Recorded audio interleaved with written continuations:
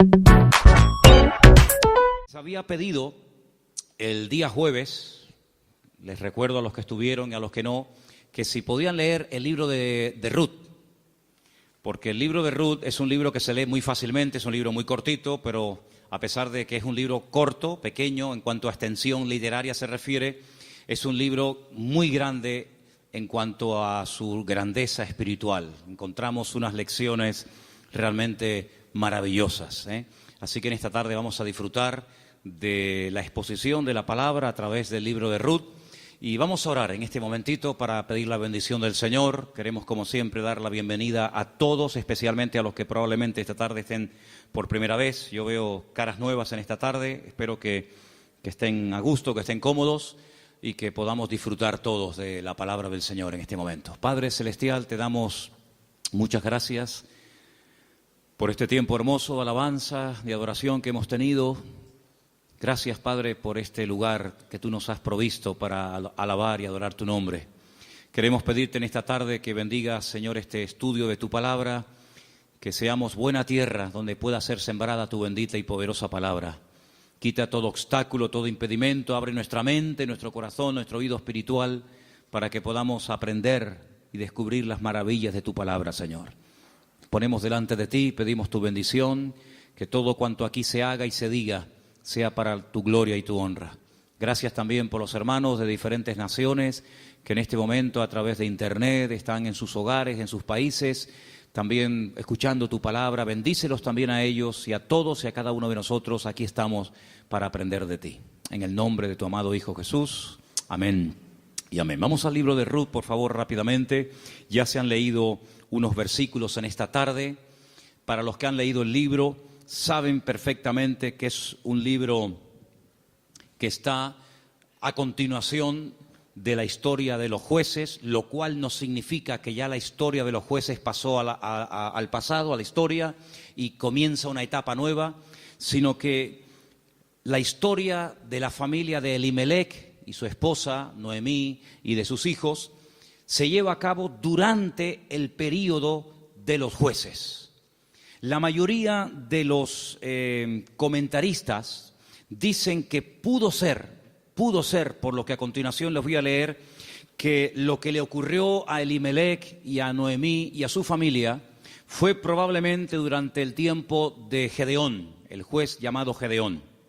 Por una sencilla razón, porque dice en el libro de los jueces que durante el tiempo de Gedeón, el pueblo de Israel hizo lo malo ante los ojos del Señor. Y el Señor ya les había dicho muy claramente que una de las cosas que le podían ocurrir en el futuro, que de hecho ocurrió, es que vendría hambre a la tierra.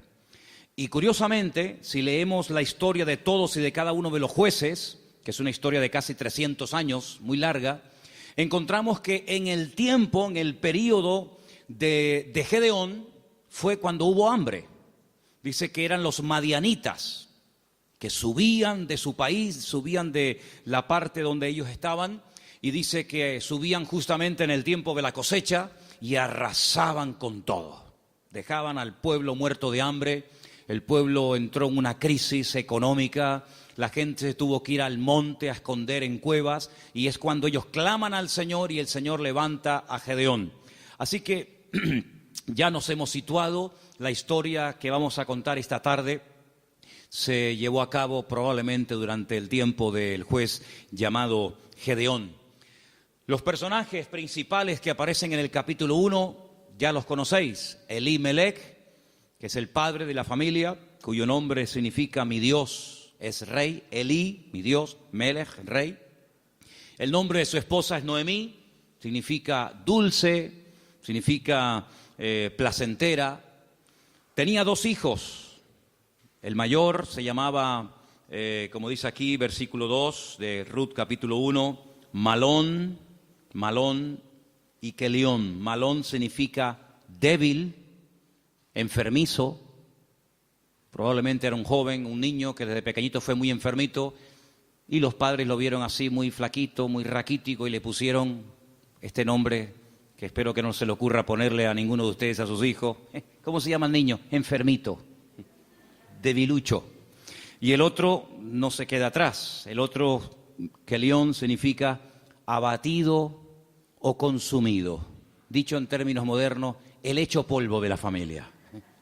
¿Qué familia? Bueno, ellos viven en una pequeña población llamada Bet-Lehem, cuyo nombre significa la casa del pan, en la provincia de Judea, el mismo pueblo donde tiempo más tarde nacería el rey David y donde mucho tiempo después nacería nada más y nada menos que el Mesías, el Señor Jesucristo. Ellos ven que el país está pasando por un momento terrible, diríamos hoy en día de paro, de crisis, de pobreza, de miseria, y deciden irse a vivir al extranjero, concretamente a Moab. ¿Qué país sería hoy en día Moab? Bueno, sería el territorio que ocupa Jordania, ¿vale? Hay muchos lugares desde Israel, estando uno viajando por la carretera de Israel, que lo que separa a Jordania de Israel es simplemente la frontera natural del río Jordán y la frontera natural del Mar Muerto. Si tú estás en Israel y ves perfectamente Jordania enfrente de ti. Bueno, pues a ese país llamado Moab, en aquel momento, es donde Elimelech dice, bueno, vámonos de aquí porque aquí nos vamos a morir de hambre, no hay trabajo, no, hay hambre, hay escasez, y se van a vivir a Moab.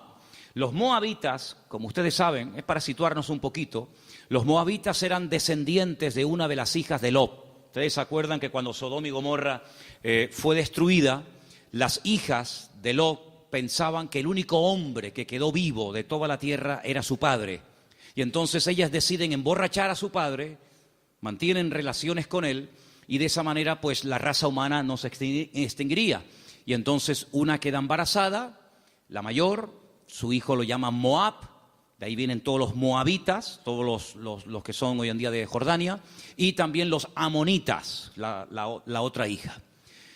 Eran idólatras, el dios principal que se adoraba en Moab era Quemos, una idolatría terrible, y a ese lugar, simplemente porque hay trabajo, y simplemente porque hay comida, sin importarle el ambiente espiritual donde va a meter a su familia, allí se va Elimelech, el aventurero, y claro, con el paso del tiempo, lo que pareció o empezó muy bonito, termina en una auténtica tragedia. La Biblia nos enseña que el padre muere, Elimelech muere, no sabemos de qué, Noemí quedó viuda, pero tenía 2 hijos. Y los hijos eran los responsables de cuidar de sus padres cuando estos eran mayores o quedaban viudos. Pero con tan mala suerte, dirían algunos, que sus 2 hijos, da a entender el texto que murieron los 2 en el mismo tiempo, el mayor y el menor. Los judíos entienden que esto fue una especie de castigo o de consecuencia de haber depositado su confianza en los campos de Moab en vez de en el Dios vivo. Y es que yo creo que problemas vamos a tener siempre durante toda la vida. Ahí no está la cuestión. La pregunta es, ¿cómo vamos a reaccionar los creyentes cuando tengamos problemas? Porque cómo reacciona la gente del mundo, ya lo sabemos. Pero ¿cómo debe de reaccionar un hijo, una hija de Dios, una familia cristiana, creyente en el Señor, cuando vienen tiempos difíciles? De paro, de enfermedad, de muerte, de separaciones de los padres o problemas económicos. ¿Cómo vamos a reaccionar ante la adversidad? Bueno, no se le ocurrió otra cosa a Elimelech que decir, vámonos de aquí y nos vamos a Moab y empezamos de cero. Bueno, esos eran sus planes, pero dice la Biblia que a veces nuestros pensamientos no son los pensamientos de Dios. Y allí, de la noche a la mañana, hermanos, aquello que empezó tan bonito, terminó siendo una auténtica tragedia. 3 viudas. Orfa, la que se casó con uno de los hijos de Elimelech y Noemí. Ruth, la otra que se casó con otro hijo. Y también Noemí. 3 mujeres solas ante el peligro. En aquella época no había pagas, ni había ayudas del gobierno, ni del Estado para mujeres viudas. Ya el Señor en su palabra, como vamos a ver en esta tarde, había organizado un sistema para ayudar a los más necesitados, a los colectivos más desfavorecidos, como eran las viudas, los huérfanos, también, como no, los extranjeros. Vamos a verlo dentro de un momento. Pero Noemí decide regresar. Ahora, si ustedes han leído detenidamente el libro, se van a dar cuenta que lo más probable es que las propiedades, sobre todo las tierras que eran en su día de Elimelec, él las tuvo que vender o hipotecar para poder marcharse con su familia al extranjero. Eso es algo que ha hecho muchísima gente que han venido de otras naciones. Tal vez en esta tarde hay alguien aquí entre nosotros que dice, pues eso es lo que yo he tenido que hacer. He tenido que hipotecar mi casa o pedir un préstamo a un banco o vender un terreno que yo tenía en Bolivia, en Argentina, en Ecuador, en Brasil o donde fuera para poder venir a España, a Europa y empezar una vida nueva. Evidentemente eso lo tuvieron que hacer ellas, porque después vamos a ver que efectivamente eso fue lo que pasó. Así que ya no tienen propiedades, ya no tiene marido, ya no tiene hijos y ahora no solamente está viuda, sino que ahora ya tiene unos cuantos años encima. Y el presente y el futuro es realmente terrible, terrible. Las dos nueras le dicen, no te preocupes, nosotras vamos a ir contigo, te vamos a apoyar, te vamos a sustentar. Pero hay un momento en el que Noemí se vuelve y les dice las siguientes palabras. Estamos en Ruth capítulo 1. Noemí le dice en el versículo 8 a sus dos nueras, andad, volveos cada uno a la casa de su madre. Que el Señor haga con vosotros misericordia, como la habéis hecho con los muertos, sí, con vuestros maridos y conmigo. Que el Señor os conceda hallar descanso, cada uno en la casa de su marido. Luego las besó y ellas alzaron la voz y lloraron. Realmente la tristeza, el desánimo, la depresión, la angustia, el miedo se había apoderado de estas tres pobres mujeres. Y ellas le dijeron, versículo 10, ciertamente nosotras, fijaros tan plural, nosotras iremos contigo a tu pueblo. Verso 11, Noemí les respondió y les dijo, volveos, hijas mías, ¿para qué habéis de ir conmigo? ¿Tengo yo más hijos en el vientre que puedan ser vuestros maridos? Volveos, hijas mías, e idos, porque yo ya soy vieja para tener marido. Y aunque dijese, esperanza tengo, y esta noche estuviese con marido, y aún diese a luz hijos, ¿habíais vosotras de esperarlos hasta que fuesen grandes? ¿Habéis de quedaros sin casar por amor a ellos? No, hijas mías, que mayor amargura tengo yo que vosotras, pues la mano del Señor ha salido contra mí. Ellas alzaron su voz otra vez, lloraron, y Orfa besó a su suegra, mas Ruth se quedó con ellas. Ay, amigo, ya se produce una ruptura. Ya no son las tres las que están como una piña. Al fin y al cabo las tres tienen un denominador común. Son viudas, tan solas en la vida. Sino que ahora dice la Biblia que una de ellas, Orfa, cuyo nombre significa terca o testaruda, toma una decisión. Y entonces la decisión que toma es volver a la casa de su familia. Noemí le dijo, y aquí tu cuñada se ha vuelto a tu pueblo y a sus dioses, vuélvete tú tras ella. A mí me llama la atención que la Biblia destaca no solamente el hecho de que ella vuelve a su familia, lo cual en cierto sentido es lógico, ¿verdad? Y normal, sino que añade algo que es muy significativo. Dice, ella se ha vuelto a su casa, a la familia de sus padres y a sus dioses. Yo dije al principio en la introducción que en Moab no se adoraba al Dios de Abraham, de Isaac y de Jacob. No era el Dios vivo al que se adoraba. Eran idólatras. Adoraban como Dios principal a Quemos, seguramente a otros más, a Baal, a Astarot, y sabe Dios a quién más. Por lo tanto, cuando ella se va a la casa de su familia, vuelve otra vez a practicar y adorar los dioses que probablemente, no tenemos 100% de seguridad para asegurar esto, ella había dejado de adorar durante el tiempo que estuvo casada con uno de los hijos de Noemí. Ella vuelve otra vez atrás y vuelve otra vez, permítame la expresión, es una expresión bíblica, vuelve otra vez al vómito. Y a mí me hace recordar la historia de Orfa. No voy a hablar mucho de ella, pero sí quisiera destacar que, ¿saben a quién me recuerda Orfa?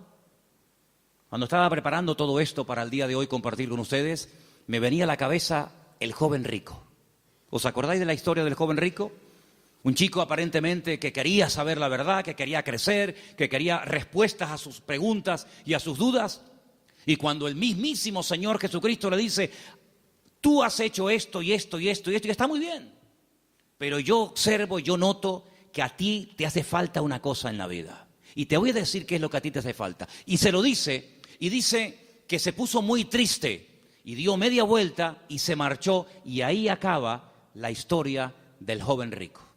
A pesar de que el Señor le dijo algo tremendo, ven conmigo, pero él no estuvo dispuesto a pagar el precio. Viendo Noemí que una de sus nueras se ha vuelto atrás a sus dioses, a su antigua vida, le dice a la otra que le queda, a Ruth, versículo 15, he aquí tu cuñada se ha vuelto a su pueblo y a sus dioses, vuelve tú tras ella.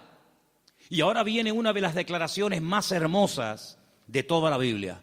Versículos que mucha gente sabe de memoria, porque son una declaración muy profunda de lo convencida que estaba, de lo dispuesta que estaba Ruth de no dar marcha atrás. Los leo, versículos 16 y 17. Ruth le dice, no me ruegues que te deje y me aparte de ti, porque a donde quiera que tú fueres, iré yo. Donde quiera que vivieres, viviré. Tu pueblo será mi pueblo, y tu Dios será mi Dios. Donde tú murieres, moriré yo, y allí seré sepultada. Así me haga el Señor y aún me añada, que solo la muerte hará separación entre nosotras dos. ¿Cuántos dicen amén? Y allí se van estas dos mujeres. Claro, lógicamente Noemí es mucho más mayor que Ruth, pero allí emprende una aventura rumbo a lo desconocido. Se va Ruth a un país que no conoce, solamente de oídas, donde las costumbres, la religión, por decirlo de alguna manera, las leyes son completamente diferentes a la cultura, al país en el cual ella ha vivido durante toda su vida. Pero allí se va dispuesta a adorar al Dios de Noemí.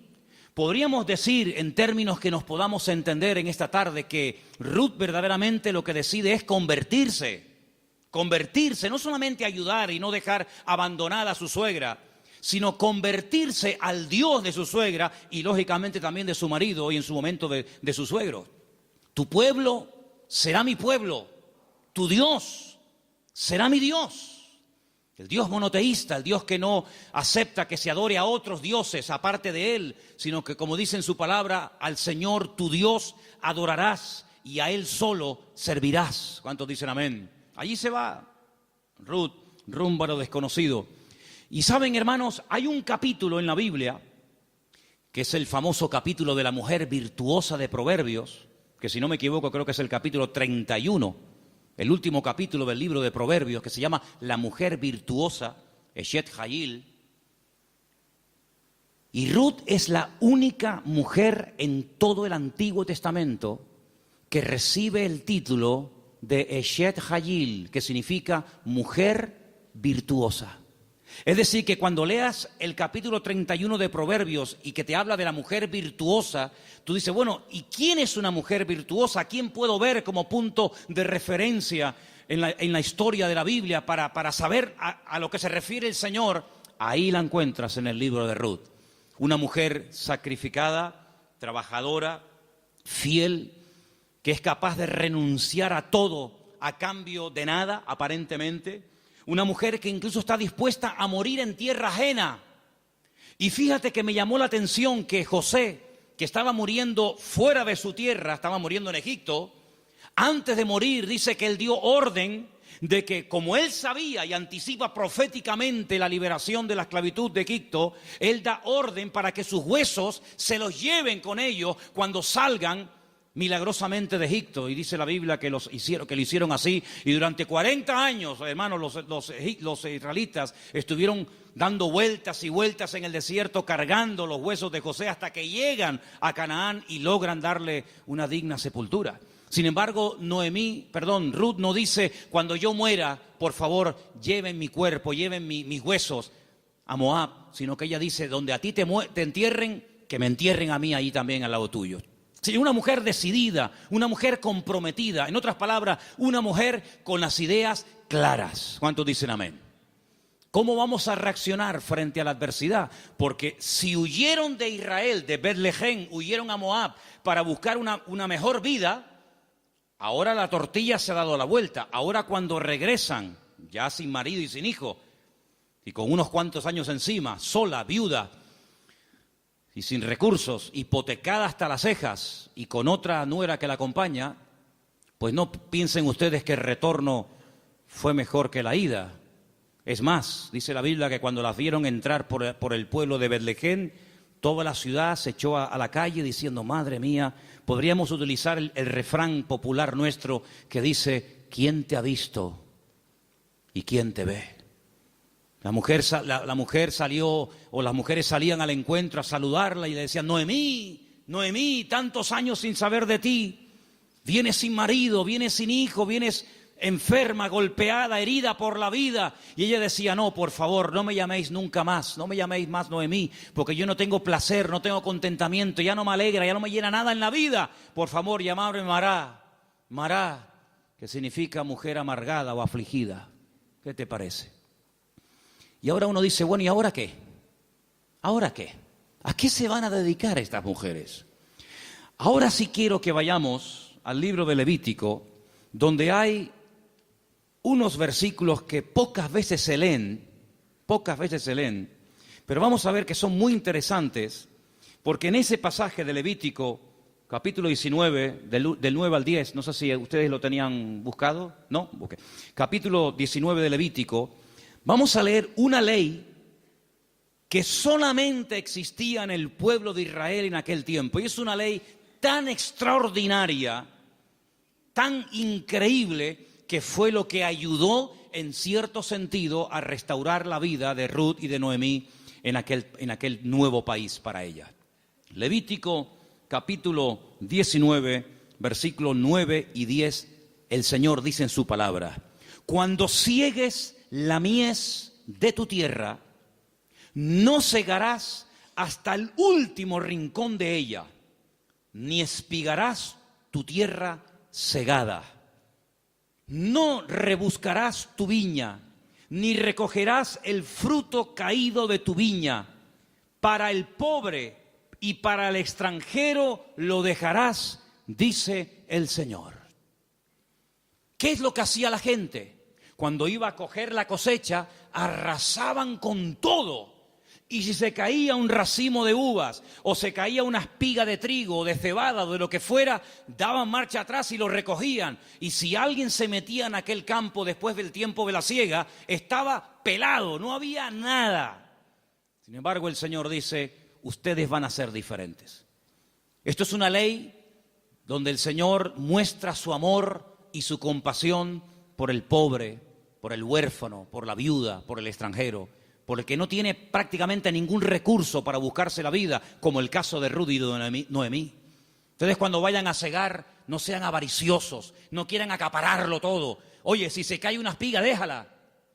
Si hay un rinconcito que no quieres, digamos, cosecharlo, meter la hoz, déjalo ahí en un rinconcito, para que cuando ustedes terminen, pues puedan entrar los que no tienen tierra, los que no tienen trabajo, las viudas, los extranjeros, los pobres, los huérfanos, y puedan de alguna manera conseguir algo para llevarse a la boca. Y eso es lo que utiliza Ruth. Como ella sabe, evidentemente por los labios y por la influencia buena de Noemí sobre ella, le dice, vete a espigar, vete hoy a buscar la vida. Noemí, ¿a dónde va a ir la pobre? Si la pobre ya está vieja, está enferma, está cansada, está desanimada, pero allí se va Ruth. Y si ustedes han leído el libro, dice que se va antes de la salida del sol y cuando llega la noche aún está espigando en el campo. Es increíble.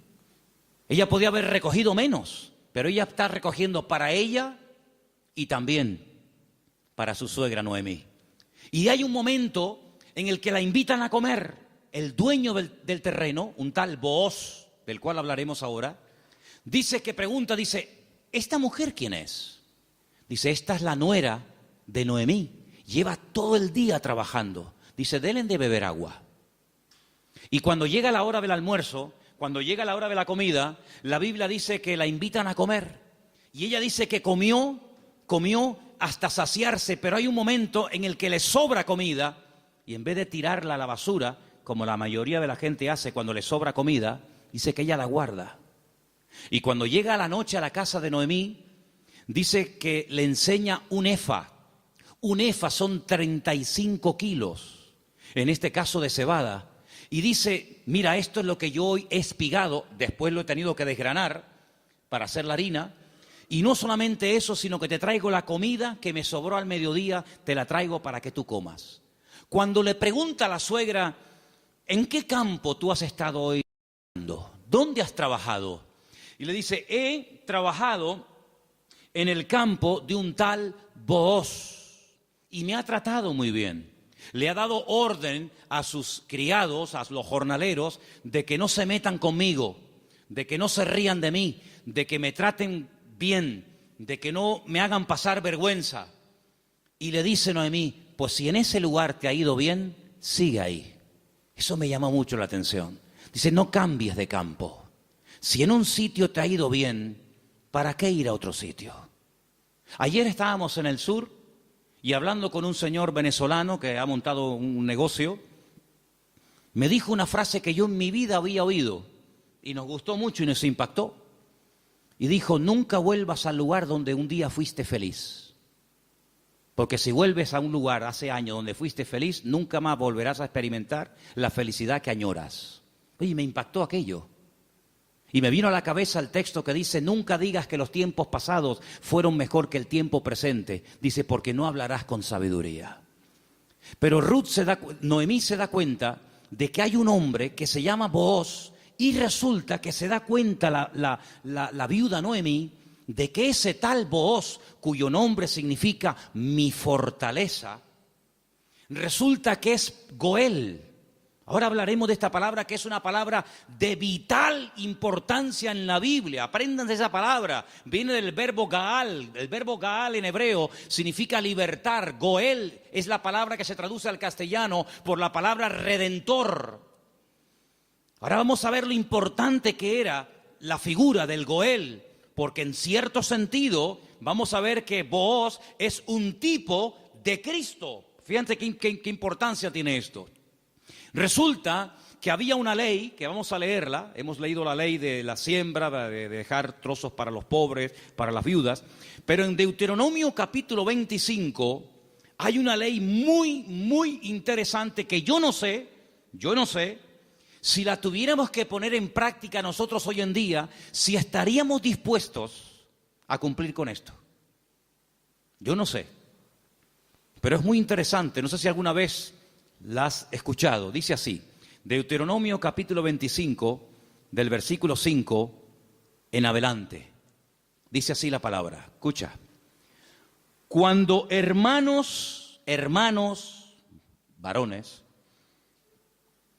habitaren juntos y muriere uno de ellos, como el caso de Malón y Kelión, que eran hermanos que vivían juntos, si muere uno de ellos y no tuviere hijos, la mujer del muerto no se casará con hombre extraño.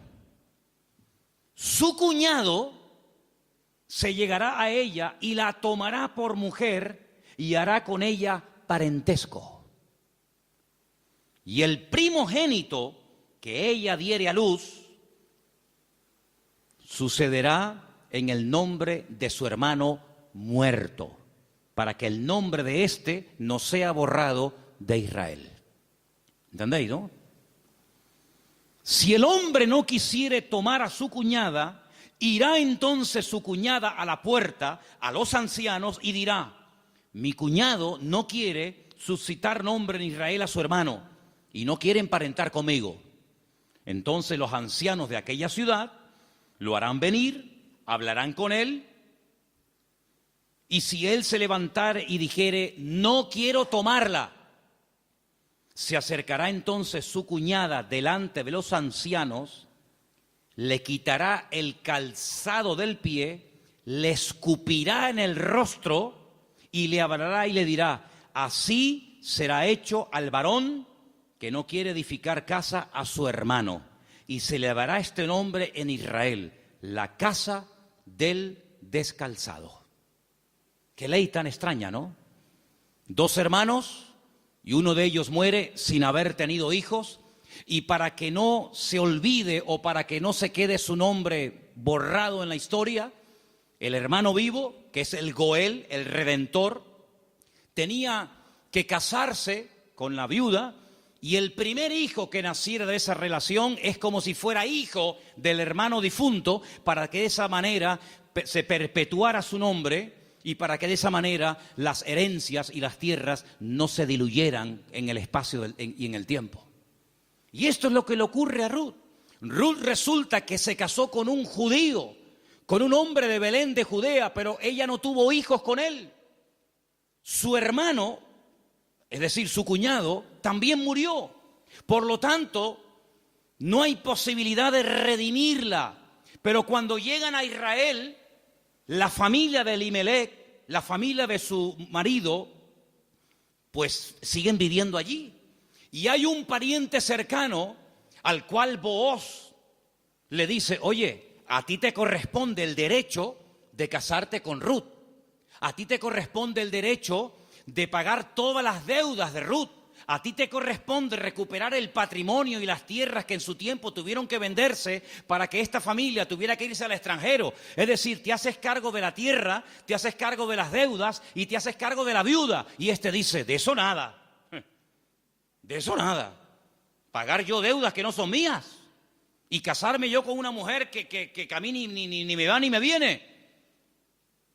Y Booz dice: muy bien, vamos a ir delante de 10 ancianos, vamos a ir delante de un minyan, delante de 10 hombres judíos, y tú vas a decir eso delante de ellos, que no quieres redimir a Ruth, que no quieres hacerte cargo de sus deudas, de sus hipotecas y de la viuda, y lo vas a decir delante de testigos. Y lo dice.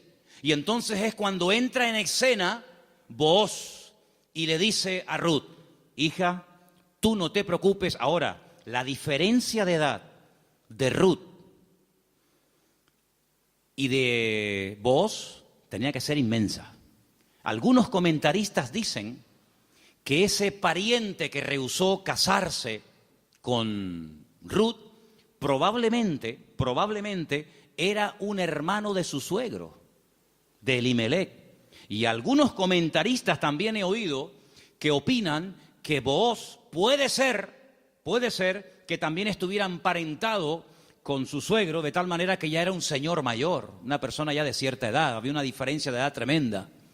Pero él asume la responsabilidad, no solamente de casarse con la viuda, sino de pagar la hipoteca y las deudas que la familia dejó y que hay que volver a recuperar las tierras.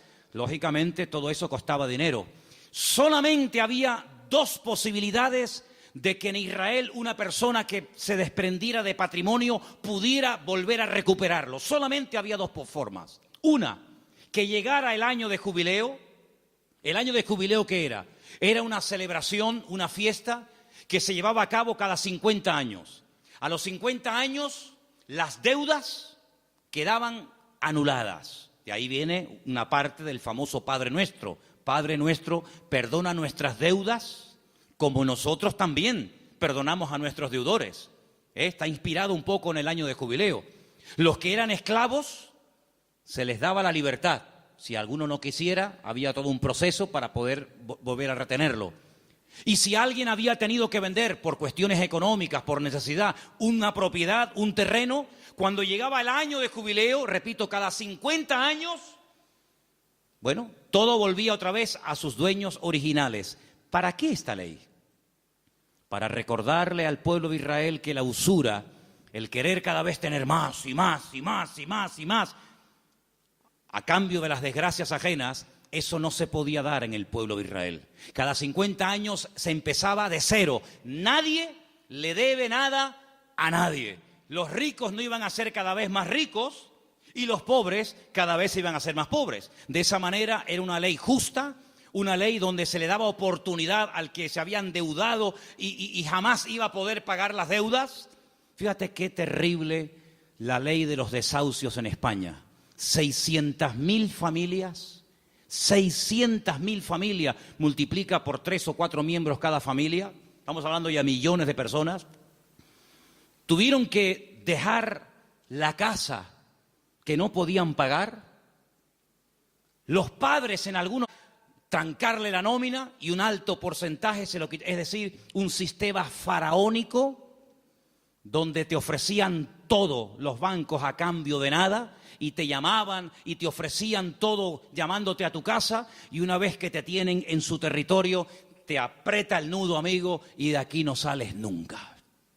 El sistema del faraón en los tiempos modernos. En vez de faraón, llámalo como quieras. Sin embargo, Dios en su palabra jamás iba a permitir que su pueblo cada vez fuera de mal en peor, endeudándose de tal manera que al final era imposible hacer frente a semejantes deudas. Y una cosa también muy importante, aunque no es el tema a tratar, entre hermanos no se podían dar préstamos con intereses.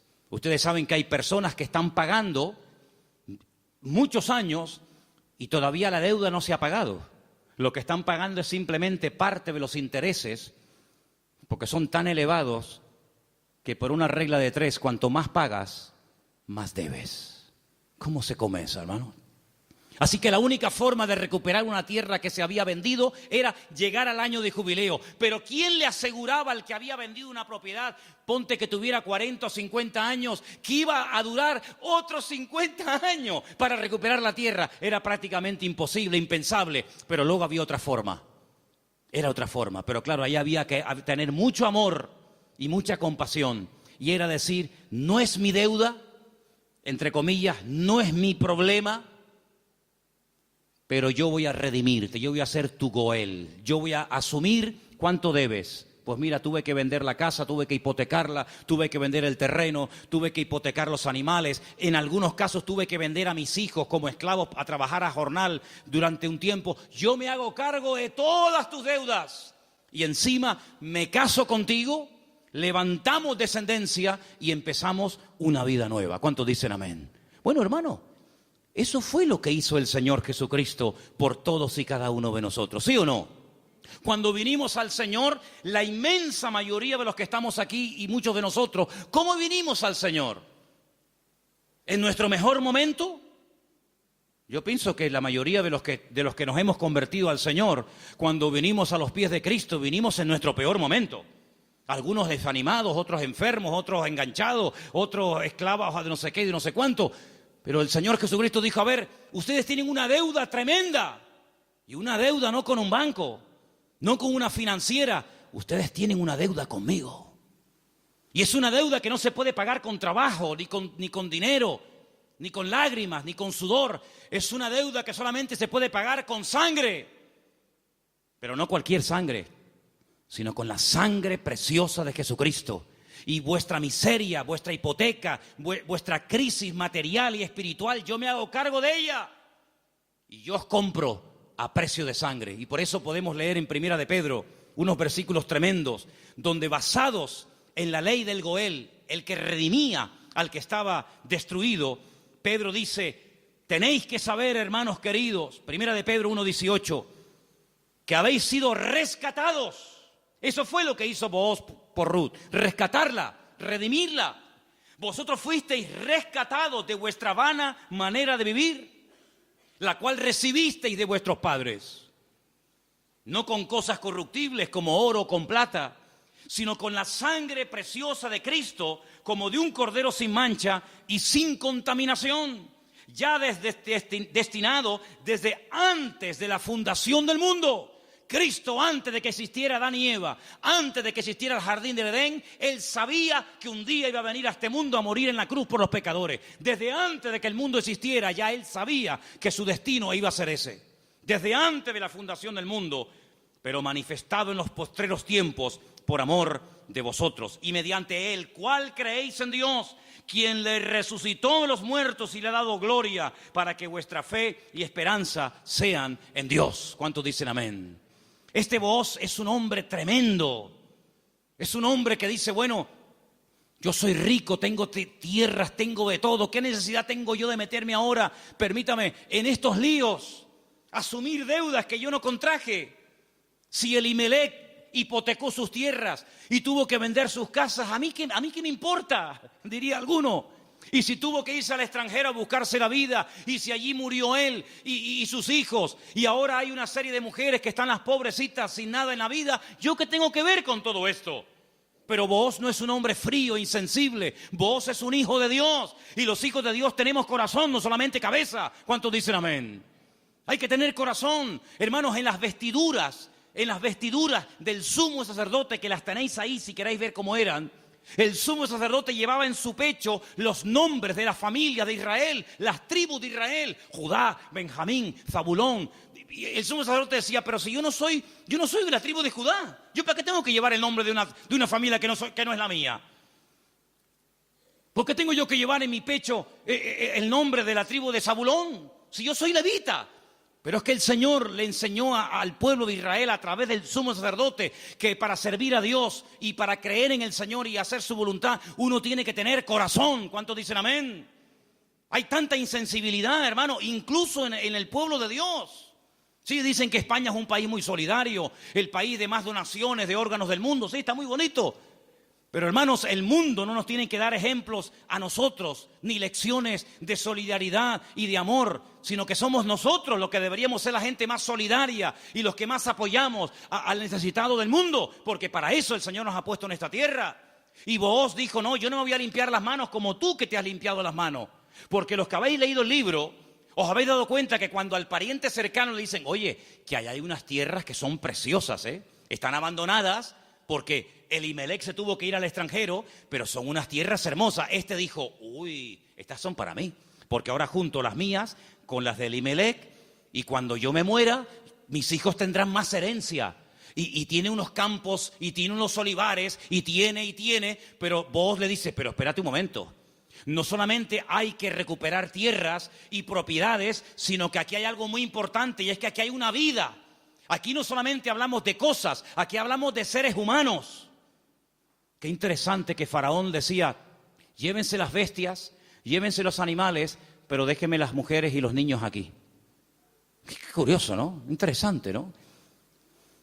Y Booz dijo, no, si tú no quieres hacerte cargo de esta situación y no quieres coger todo el paquete, sino lo que te interesa y renuncias, entonces yo hago acto de presencia. Y ahí entra Booz en escena y dice la Biblia que se casan y desde el momento en el que Ruth entra en contacto con Booz, su vida cambió radicalmente. Pero yo pregunto, ¿y este hombre tan bueno, tan solidario, con un corazón de oro, que sin comérselo ni bebérselo, se encuentra de la noche a la mañana teniendo que asumir una responsabilidad tremenda de atender a una viuda, con lo que eso conlleva, de atender también a una suegra que no era la suya, pero que viene en el paquete también incluida, de tierras, de hipoteca? Este pedazo de hombre, ¿de dónde salió? Algunas hermanas solteras que están orando para tener un compañero, un varón en la vida, dice, pero Señor, súpleme un Booz. ¿Dónde están esos hombres? Bueno, yo no sé dónde están, pero yo te digo una cosa, yo sé de dónde salió este. ¿Sabes de quién es hijo Booz? ¿Tú te acuerdas cuando un día el general Josué le dice a dos de sus soldados, vamos a entrar a Canaán, cosa que Moisés no logró hacer? A nosotros nos corresponde ahora entrar y tomar posesión de la tierra. Pero antes de entrar, vamos a hacer algo. Voy a mandar a 2 espías, no exploradores como los que mandó Moisés, que fueron unos inútiles, sino 2 espías, 2 hombres que entren secretamente y cuando vengan nos digan qué estrategia tenemos que emplear para atacar este pedazo de ciudad con doble muro, cerrada, imposible de conquistar. Y ahí se van estos 2 hombres. Y van y se quedan en una casa de prostitución. Y algunos dirán, ¿y cómo 2 hombres del pueblo de Israel se van a semejante lugar? Bueno, no es que fueron a pecar, sino que era el lugar donde 2 extranjeros pasarían desapercibidos perfectamente, porque por allí entraban y salían muchos. Y allí contactaron con la dueña de aquel negocio, por llamarlo de alguna manera, y la dueña una noche en una habitación les dice, yo sé quiénes son ustedes, yo sé de qué país sois, yo sé que vosotros sois israelitas, y yo he oído lo que vuestro Dios ha hecho por vosotros. Yo he oído que ustedes salieron de un país llamado Egipto y cuando llegaron a la frontera natural del Mar Rojo que no podían avanzar y el faraón venía detrás, ustedes clamaron al Señor y el Señor les abrió el Mar Rojo y ustedes pasaron por en medio de él. Y cuando el faraón intentó meterse, el Señor cerró las aguas y murieron los ejércitos del faraón. Y ustedes entraron por el desierto y hemos oído lo que el Señor ha hecho por vosotros. Y por eso la ciudad está muerta de miedo y ha desfallecido nuestro corazón. Yo suplico, yo ruego por amor de vuestro Dios, que cuando entréis y toméis posesión de la tierra, porque sabemos, y dice así, sabemos que Jericó va a ser tomada y conquistada por vosotros, que tengáis misericordia de mí y de mi familia. Y estos hombres se quedan sorprendidos porque esta mujer está contando las noticias de hace 40 años. ¿Tú te acuerdas de lo que leíste en el periódico hace 40 años? Bueno, algunos dirán, pero si yo no tengo más que 25. ¿Pero alguien se acuerda aquí de lo que leyó en un periódico hace 40 años? Ella lo tenía fresco en su mente. Vienen a por nosotros, nuestros días están contados. Esta tierra no nos pertenece. Vienen los hijos de Dios, viene el Dios de Abraham, de Isaac y de Jacob. Tengo que tomar medidas preventivas, tengo que salvar mi vida y la de mi familia. Y los espías le dicen, vamos a hacer algo. Si tú no te chivas, si tú no dices que hemos estado aquí, si tú no vas ahora con el cuento al capitán de la guardia o al rey de Jericó, sino que tú mantienes el secreto. Y el día que nosotros entremos en la ciudad, tú estás dentro de la casa con toda la familia que quiere ser salva, nosotros te protegeremos a ti y a toda tu familia. Y como va a ser esto algo tremendo, porque aquí va a haber una conmoción, un terremoto, esto va a ser un cataclismo terrible, y una ciudad tan enorme, para saber diferenciarla de tantas casas, coge este trapo de color rojo, lo amarras ahí por fuera de la ventana. Yo le diré a los soldados cuando entren a tomar posesión de Jericó, que donde hay un trapo rojo colgado ahí en la ventana, ahí no entren, que esa es la casa de Rahab, la ramera. Y dice la Biblia que ella vivía entre un trozo del muro y el otro, entre muro y muro. Toda la ciudad cayó. No cayeron los muros de Jericó, hermano, ¿sí o no? Cayeron los muros de Jericó, pero la casa de Rahab no cayó. Pero no estaba en el muro.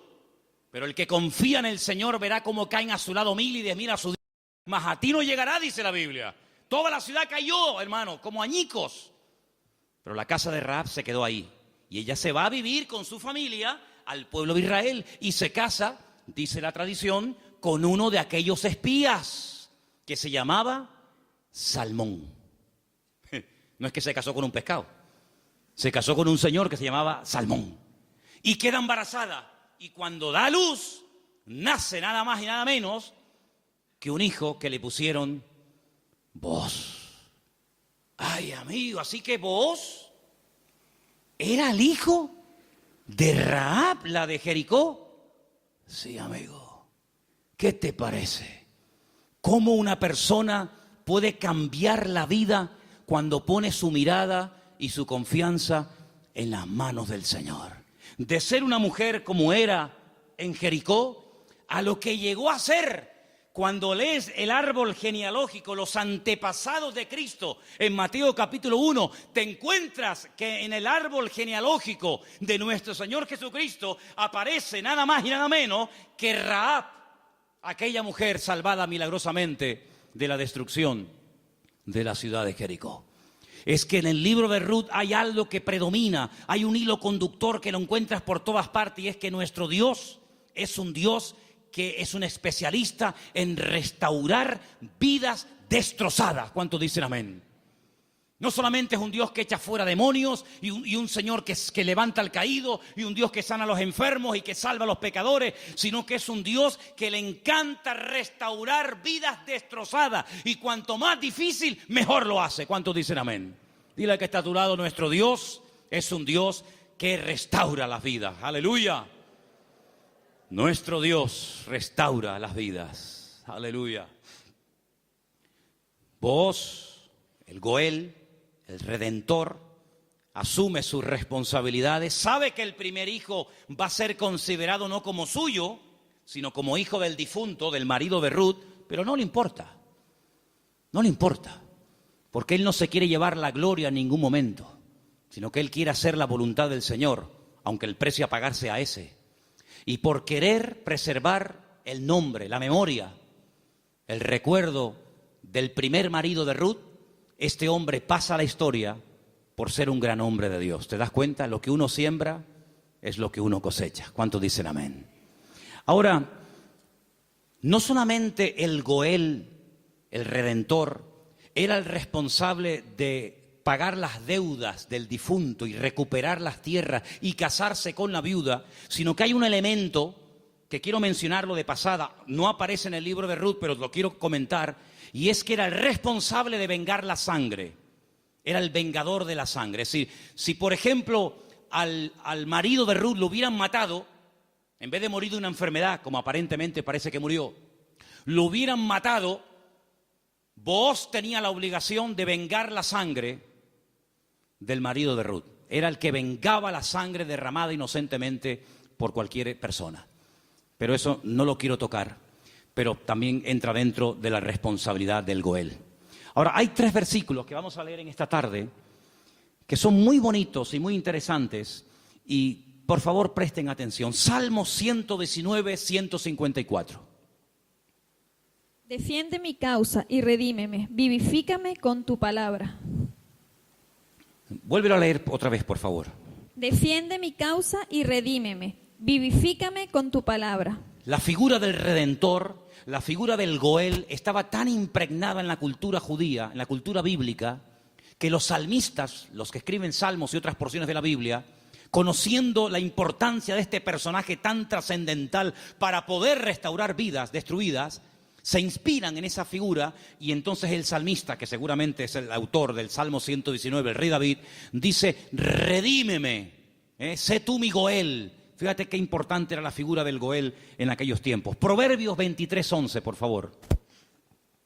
Porque el defensor de ellos es el fuerte, el cual juzgará la causa de ellos contra ti. Ahí está, el Señor haciendo las veces del fuerte, del protector, del que cuida, del que redime, del que ayuda a levantar al que ha tropezado y caído. Realmente es algo realmente extraordinario. Y el último texto, Isaías 41:14.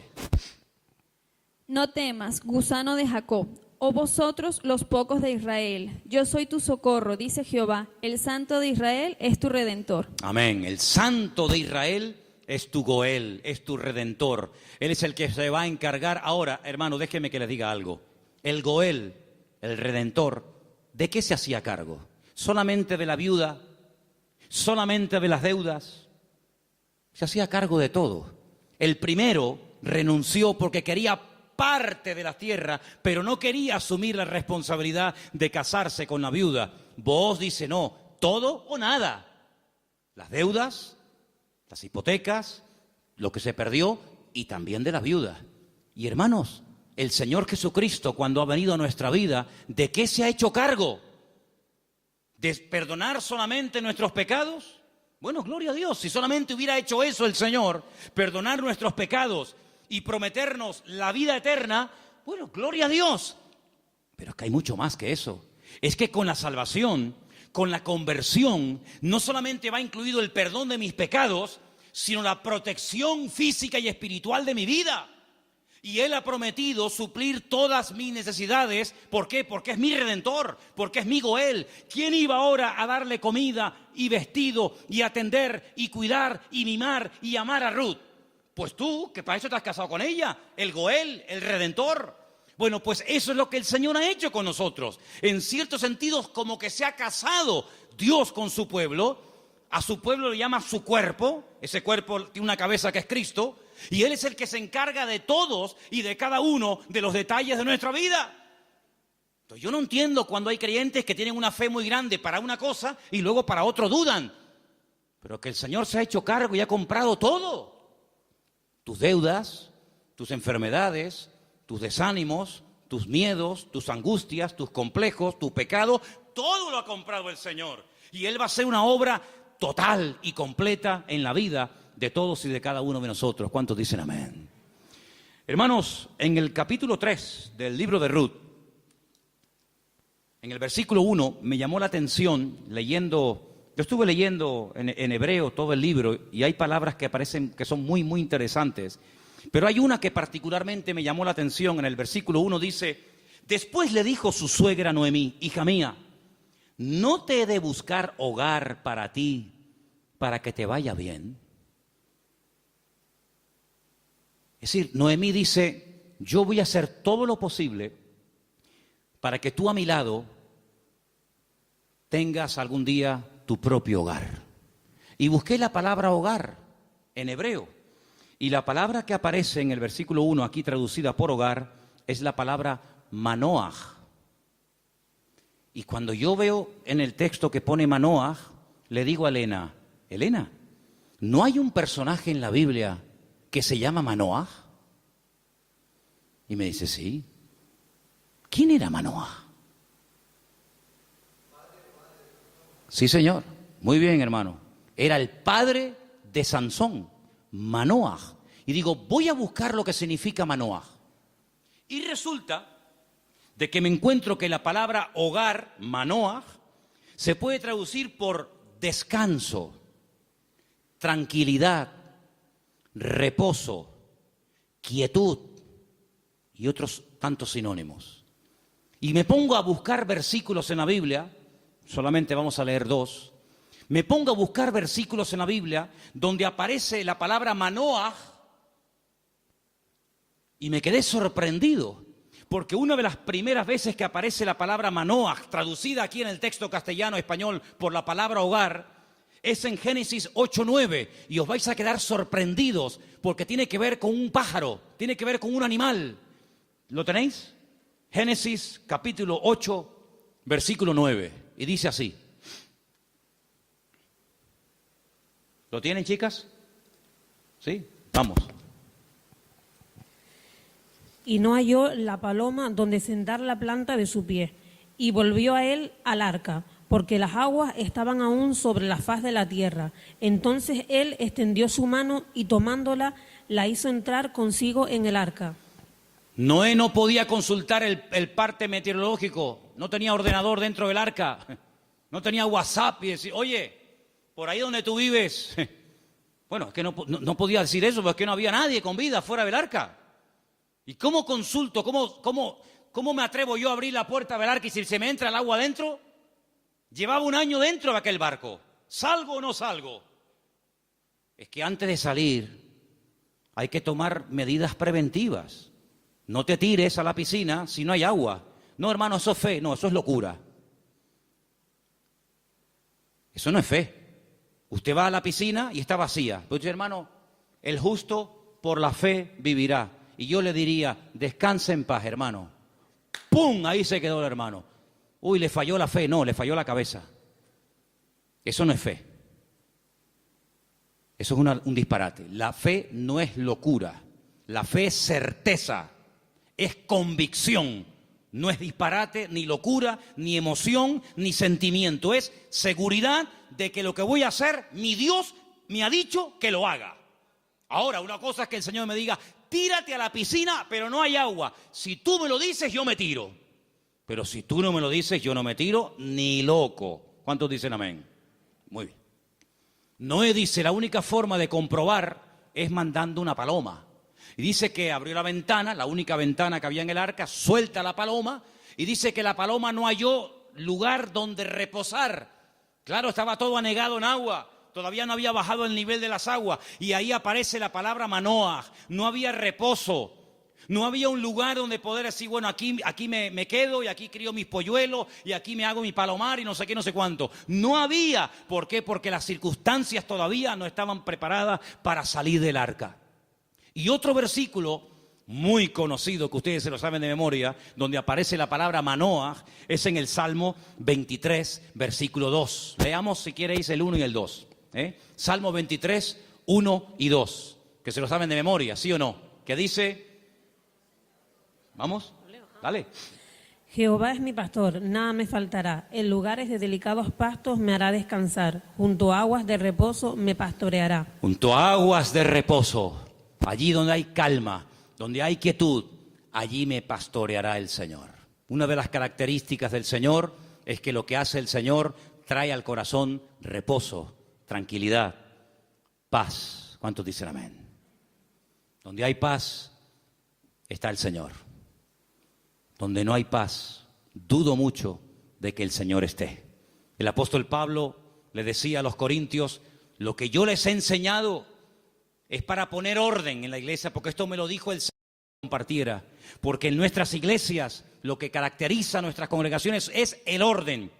Pero si alguien quiere ser contencioso, allá él.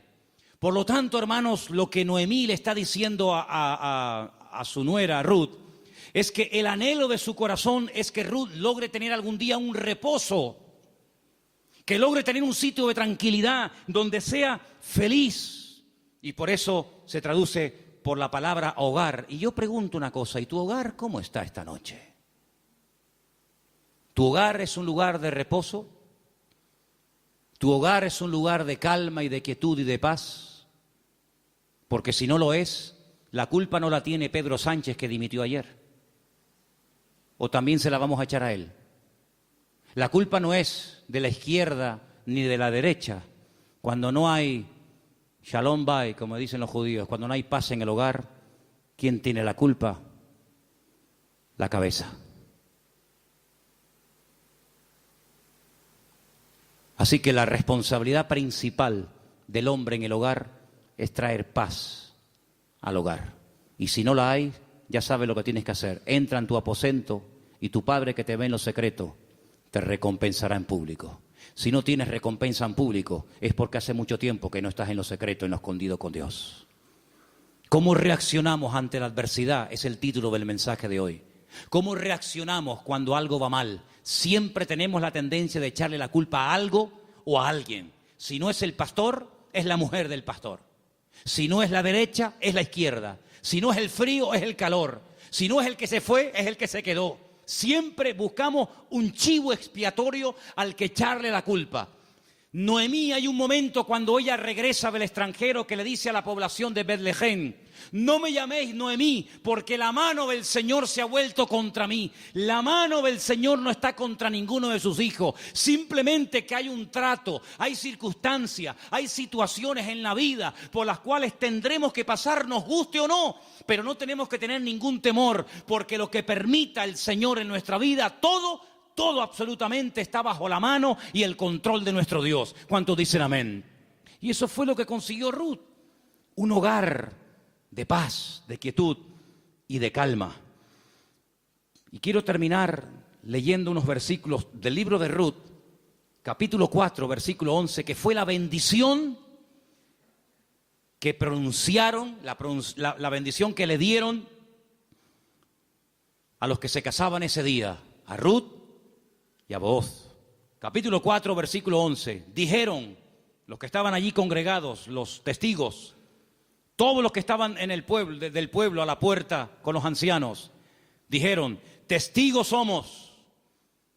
El Señor haga a la mujer que entra en tu casa como a Raquel y como a Lea, las cuales edificaron casa de Israel, y tú seas ilustre en Efrata y seas de renombre en Belén, y sea tu casa como la casa de Fares, el que Tamar dio a luz a Judá, por la descendencia que de esta joven te dé el Señor.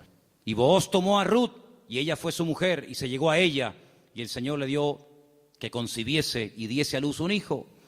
Y hermanos, los últimos versículos del libro de Ruth dicen así, el verso 21, Salmón, el papá de Booz, es decir, el suegro de Ruth, engendró a Booz. Booz engendró a Obed, que significa servidor, el que sirve al Señor. Qué bonito, ¿eh? Obed engendró a Isaí, e Isaí engendró a David.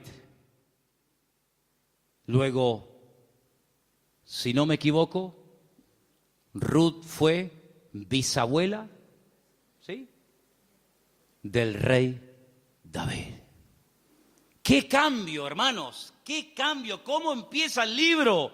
Una familia destruida, una familia que no sabe a dónde disparar, que no sabe a dónde irse. Miseria, hambre, he tenido que hipotecar la casa, he tenido que vender los terrenos, sin nada. a la aventura, ¡ala! Nos vamos a Moab. Y sin tener en cuenta que el Señor prohibía categóricamente la unión entre el pueblo de Israel y otras razas, resulta que sus hijos, hombre, claro, ¿con quién se casaron Kelión y Maleón? ¿Con quién se casaron los hijos de Noemí y los hijos de Elimelech? ¿Con quién? Pues con mujeres del país donde fueron a vivir. Sí, ese es el futuro que le vas a dar a tus hijos. Si con la cosa de darle un mejor futuro material, has traído la ruina espiritual a tu casa. Claro, ya sabemos que Dios toma lo destruido, lo roto, lo que no es, para hacer maravillas. Pero ¿para qué te vas tú a Moab? ¿Te vas a meter en la boca del lobo? No, es que allá hay trabajo. ¿Y tus hijos? ¿De quién se van a enamorar? ¿Con quién se van a casar? Con mujeres idólatras. La primera responsabilidad de un padre en una casa con sus hijos, más que darle estudios y una buena carrera, es darle un futuro espiritual a sus hijos. Y Moab, dicho sea de paso, no era el mejor lugar para llevar a una familia a vivir. Prueba de ello que mira cómo terminaron. Muertos todos. Todos terminaron muertos, del padre hasta el hijo mayor y hasta el hijo menor. Gloria a Dios que por ahí aparece la misericordia del Señor y que a través de Booz la familia vuelve a remontar vuelo y vuelve a recuperar el ánimo y la esperanza. Pero hermanos, no es tiempo de experimentos. No es tiempo de será por aquí, será por allá, será esto. Vamos a descubrir los principios establecidos por el Señor en su palabra. La vida de un cristiano no es un laboratorio donde hacemos experimentos. Será esta, será aquella, será fulano, será mengano. Vamos a orar seriamente al Señor. Encomienda al Señor tu camino. Confía en Él y Él hará. Aleluya. Y no te impacientes por motivo del que prospera en su camino, porque pronto serán cortados y como la hierba verde se secarán, dice la palabra. En otras palabras, aprendamos a esperar en Dios. Mira, consiguió más, mucho más, en poco tiempo Ruth y Noemí en la tierra donde el Señor estaba, que todos los años que Elimelech se pegó en el extranjero, que no le sirvieron absolutamente para nada. La respuesta no estaba en Moab, la respuesta estaba en Belén, más cerca de ellos de lo que se imaginaban. Y yo solamente quiero decirte algo. ¿De dónde viene el Señor Jesucristo? Los antepasados de Cristo, ¿quiénes son? ¿No son Obed? ¿No es Booz? ¿No es Rahab? ¿No es Ruth? ¿No es el rey David? ¿No es la tribu de Judá? ¡Claro que lo es! Luego, fíjate tú cuando una persona hace, como dice la Escritura, las cosas decentemente y con orden, las bendiciones que a corto y a largo plazo pueden llover y caerle a la vida de esa persona. Por lo tanto, hermano, no te precipites. Espera en el Señor, porque el libro de Ruth es muy pequeñito, 4 capítulos, pero es tan grande en lecciones. Y sobre todo, júntate con el que te puede edificar. Pégate como una lapa. Ustedes saben lo que es una lapa, ¿verdad? Pégate como una lapa a la persona que te puede bendecir. Le dice, y termino, Noemí a Ruth, no te separes de vos. Esta noche quiero explicar esto porque puede ser que algunos lo leyeron y dijeron, pero ¿qué le estaba proponiendo la suegra? Dice, esta noche vístete bien, úngete, ponte tus mejores vestidos, lávate, averigua dónde está durmiendo Booz, en la era, tú vete a la era. Cuando él esté dormido, tú te pones a sus pies. Y uno está diciendo, pero bueno, ¿qué le está proponiendo Noemí? Era la forma de la época de recordarle al Goel, oye, hey, que estoy aquí, por si no te has dado cuenta. Dice que ella se acurruca a los pies de Booz y a medianoche, cuando seguramente Booz toca el cuerpo de Ruth, se asusta y dice, ¿pero tú quién eres? No le pudo encender la luz, era todo oscuro y dice, yo soy Ruth la Moabita. Te recuerdo que tú eres el Goel, extiéndeme tu manto. Y entonces ahí es donde él se da cuenta de que en la vida no solamente es tener tierras y criados, sino que hay una responsabilidad muy cerca de ti, la cual tienes que asumir. Y entonces, hermanos, cuando Noemí se entera de todo esto, le dice, tú confía porque este hombre no dejará pasar mucho tiempo hasta que arregle este asunto. ¿No lo habéis leído en el libro esta semana? Tú ahora confía, tú ya has hecho tu parte. Claro, tú no puedes ir sucia a la presencia de Booz. Cuando tú vas a presentarte ante la presencia del Señor, tienes que lavarte. Lo que hacía el sumo sacerdote, lavarse afuera en el lavacro, las manos, los pies, el cuerpo, para luego entrar a la presencia del Señor. Tú haces exactamente lo mismo que hacía el sacerdote, pero tú lávate. ¿Por qué? Porque si tú vas oliendo mal y quieres conquistar y quieres llamar la atención a Booz, sí, se la vas a llamar, pero se la vas a llamar mal. Vas a decir, oye Ruth, ¿no te podrías lavar un poquito, por favor? Vístete bien, arréglate. Haz tu parte y tú tranquila, tú ya has hecho lo tuyo.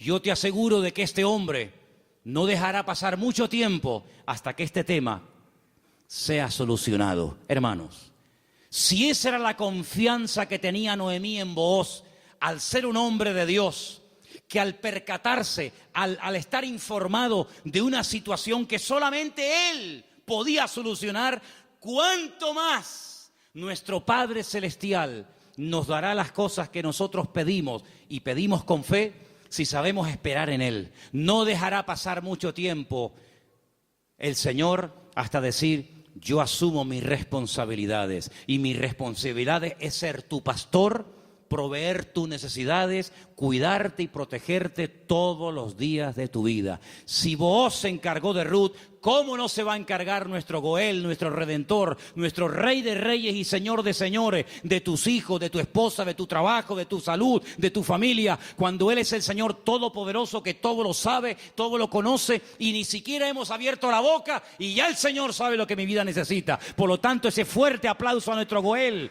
a nuestro Redentor, a Él la gloria. Él cuida de mi vida, aleluya. Fuerte ese aplauso al Señor. Él cuida de nuestra vida, hermanos. Amén. Amén.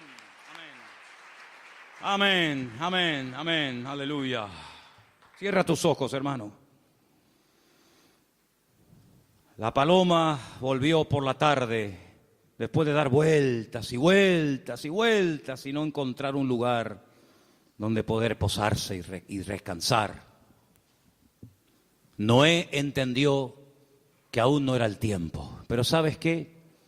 Ya nosotros no vamos a dar vueltas y vueltas y vueltas buscando, como dijo Pedro, ¿a dónde vamos a ir si solamente tú tienes palabras de vida? Aleluya.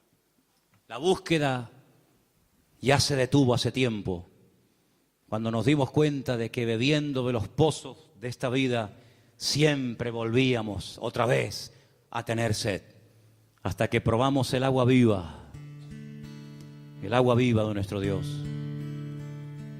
El que bebe de este agua volverá a tener sed, pero el que bebe de mí nunca más volverá a tener sed. Bendito sea tu nombre, Señor. Ahí donde estás, cierra tus ojos, inclina tu rostro, habla con tu Goel, habla con tu Redentor.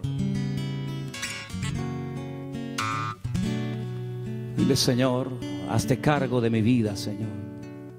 Hazte cargo de mi casa, de mi familia, de mis hijos.